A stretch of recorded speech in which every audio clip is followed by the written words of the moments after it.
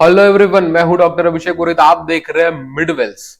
अगर आप इस वीडियो को प्ले कर रहे हैं तो इसका मतलब है आपका एनओसी आ चुका है। और अगर आपका एनओसी आ चुका है तो इसका मतलब आपके सीसीएमपी करने पर एमसीएच को कोई ऑब्जेक्शन नहीं। जिन लोगों के पास नहीं आया है उनके आ जाएंगे, और जिन लोगों के पास आ चुका है उन लोगों को क्या करना है, उन लोगों को अब फॉर्म भरना है सीसीएमपी का।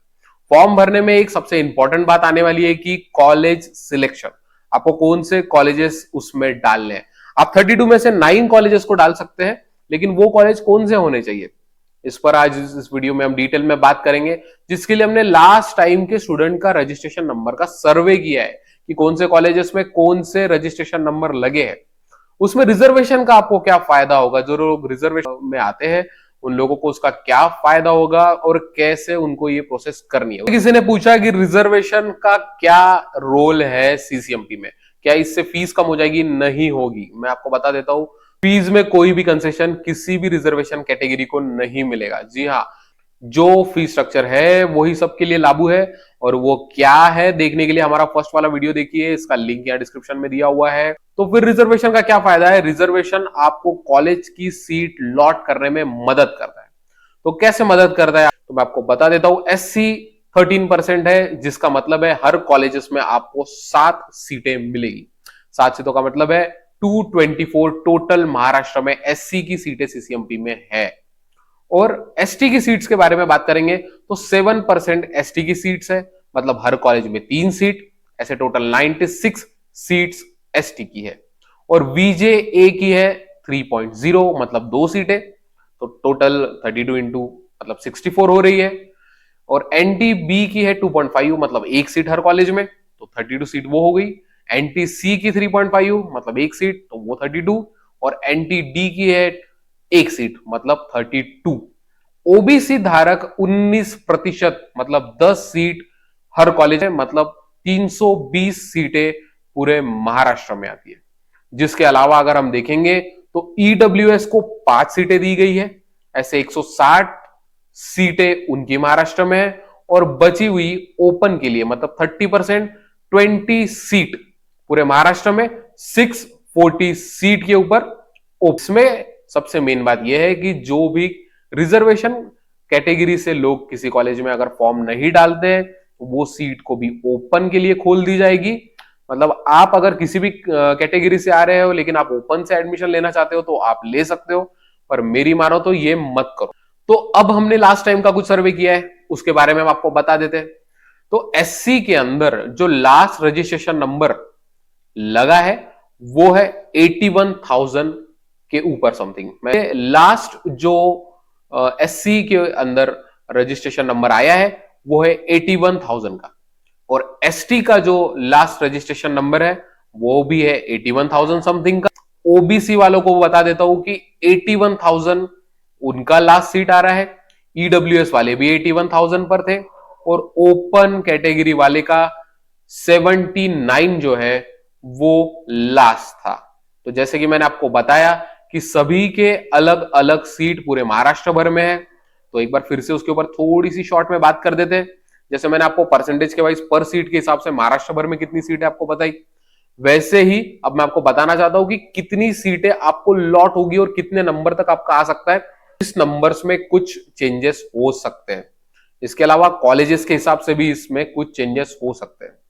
तो आप समझिए, ये बात ऐसी है कि जो एससी वाले हैं उनका 224 टोटल सीट है। और लास्ट टाइम का जो आखिरी रजिस्ट्रेशन नंबर था वो 81,500 था। तो 81,500 समथिंग था वो।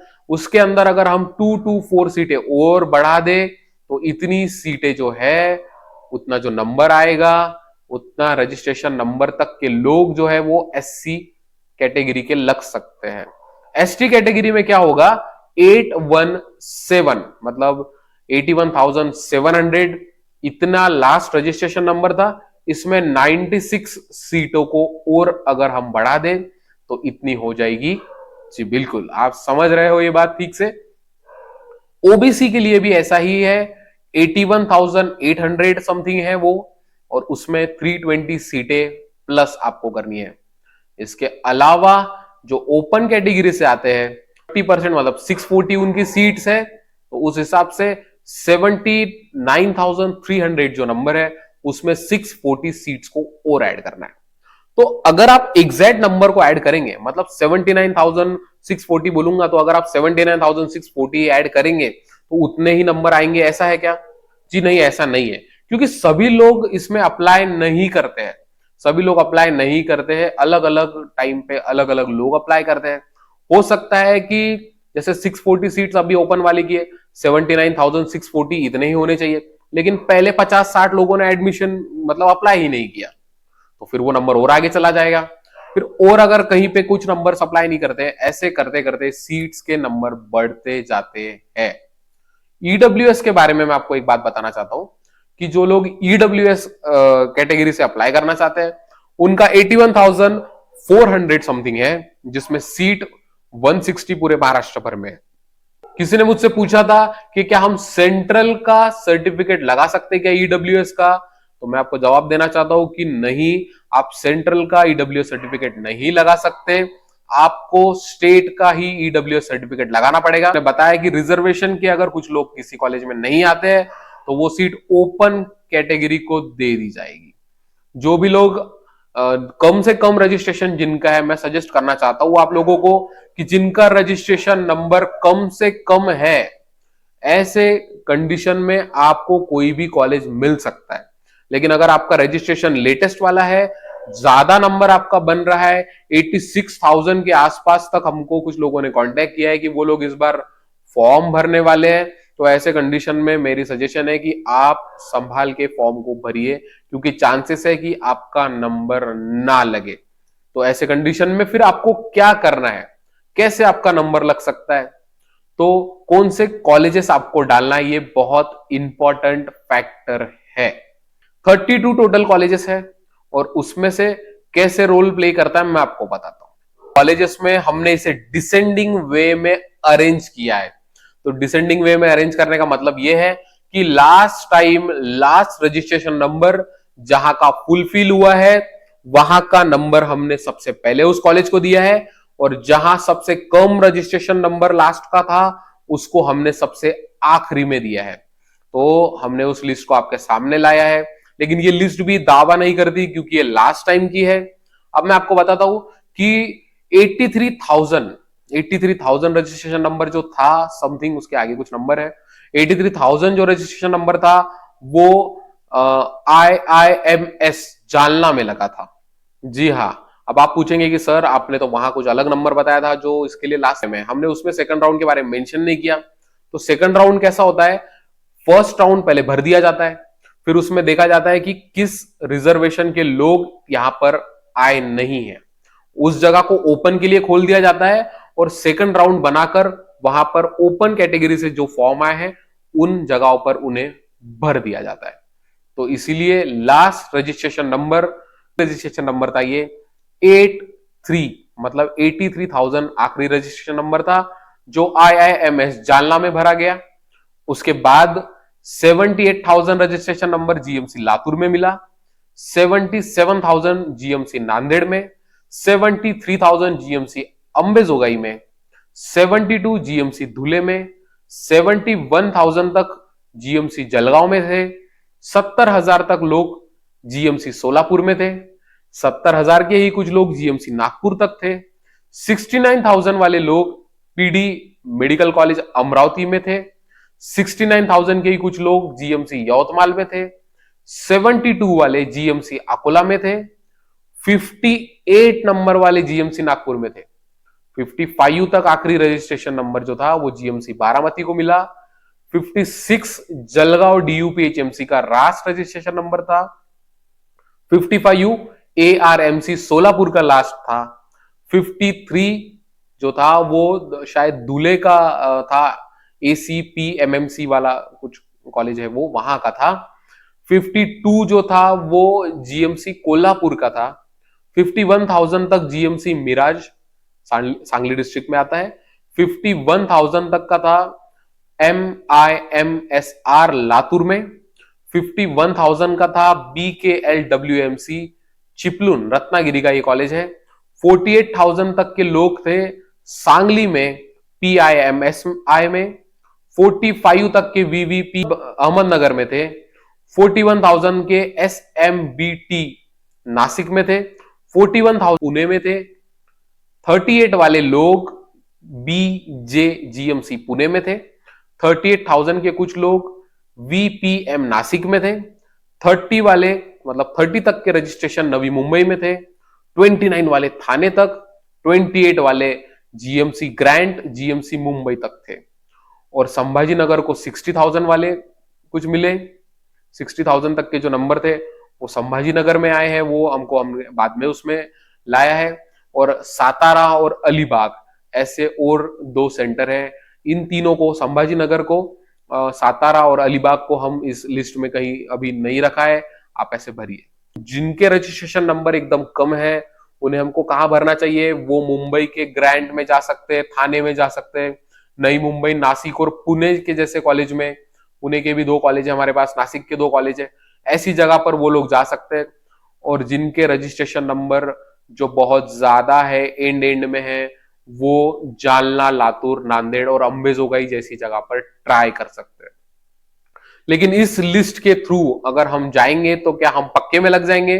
नहीं, ये लिस्ट दावा नहीं करती कि आपको इसके थ्रू जाने से, इन रजिस्ट्रेशन नंबर्स का रेफरेंस लेने से आपको कॉलेज मिलेगा ही, क्योंकि इसमें बहुत सारे फैक्टर है जो इस पे इफेक्ट करते हैं। जैसे मैं आपको बताता हूं, पुराने जो हमारे डॉक्टर्स हैं, जैसे कि बहुत टाइम पहले जिनको सीसीएमपी करना था, वो अगर अब फॉर्म डाल रहे हैं तो ये नंबर में चेंजेस आ जाएंगे, पहली बात। दूसरी बात यह है कि बहुत सारे लोग अगर एक ही जगह पर रिटर्न करेंगे और एक जगह पर कोई भी फॉर्म नहीं डालेगा, तो ऐसे कंडीशन में क्या होगा कि यहाँ के कुछ लोग कट जाएंगे।